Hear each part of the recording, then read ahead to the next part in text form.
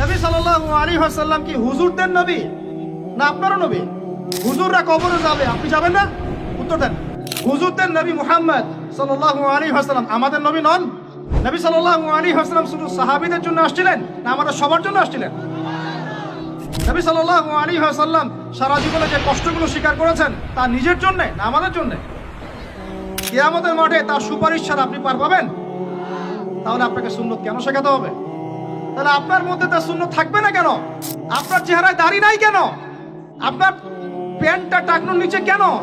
কেন আপনি নবী সাল্লাল্লাহু আলাইহি ওয়াসাল্লামের জীবনী সারা জীবনও একবার পড়ে দেখতে পারলেন না?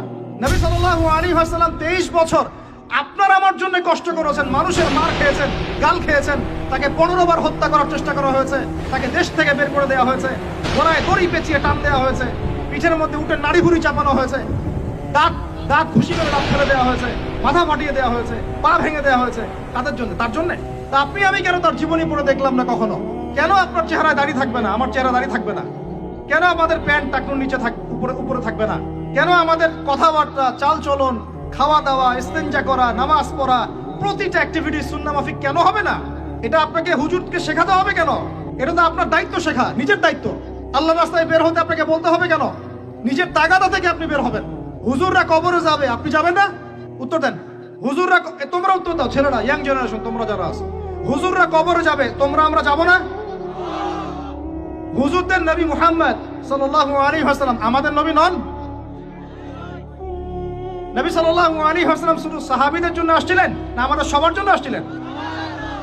নবী সাল্লাল্লাহু আলাইহি ওয়াসাল্লাম সারা জীবনে যে কষ্টগুলো স্বীকার করেছেন তা নিজের জন্য না আমাদের জন্য? কিয়ামতের মাঠে তার সুপারিশ ছাড়া আপনি পার পাবেন? তাহলে আপনাকে সুন্নত কেন শেখাতে হবে? কেন আপনাকে মেসি নেইমারের হিস্ট্রি পড়াতে হয় না? আপনি তো নিজেই জানেন।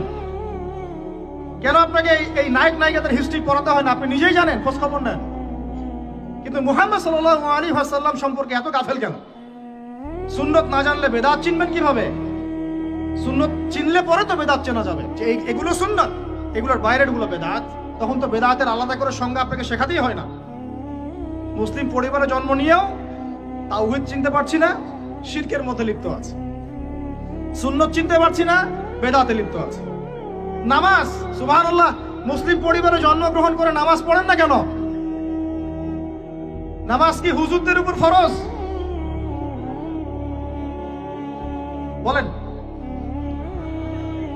আপনার বয়স কি 10 বছরের নিচে? তাহলে আপনি নামাজ পড়েন না কেন? ফরজ মানে কি? আপনি ইচ্ছা হইলে করলেন, ইচ্ছা হইলে করবেন না, নাকি?